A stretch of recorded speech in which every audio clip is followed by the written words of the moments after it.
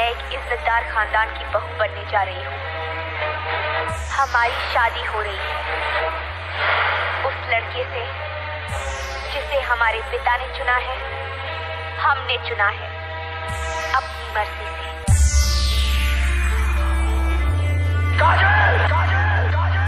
अगर इस चौखट पर बारात आई, तो टोली की जगह उनकी अर्थियां उठेगी, और सबसे पहले अर्थी उसकी उठेगी, जिसके सर पर सहरा होगा, लाशें बिछा दूंगा, लाशें। JK Yadav Films।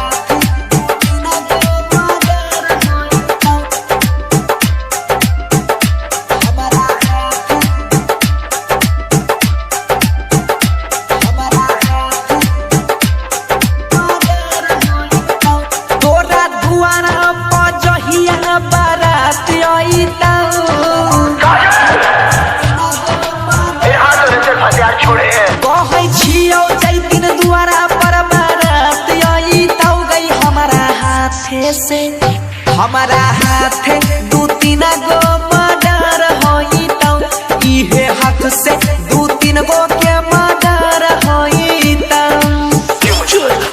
विकास क्यों बनाया मुझे ऐसा? क्यों दिखाई मुझे वो खुशियाँ, वो प्यार, ताकि आज तुम मुझसे कह सको कि वो सब झूठा? मतियार कला सीतामढ़ी पहिला निशानी अगुआ के खेल खत्म गई, लोकनो बहिन चदपी गई तो भैरा नाम गई।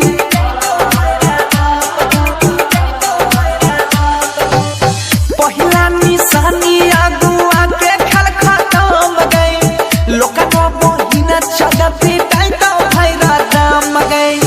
करती है मन जदी डर होई तो, करती है मन जदी डर होई तो गई है हाथे से हमारा हाथ दू तीन गो मर्डर होई तो, हमारा हाथ से दू तीन गो के मर्डर होई तो।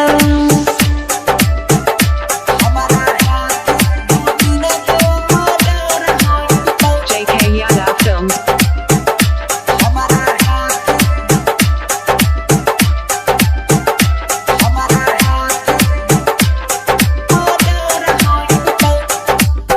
क्रिया तो हर दूल हक जान ले, दोसर के घर है गई बसैले न देव। सबसे पहले अर्थी उसकी उठेगी, जिसके सर पर सहरा होगा। क्रिया तो हर दूल हक जान ले, दोसर के घर है गई बसैले न देव।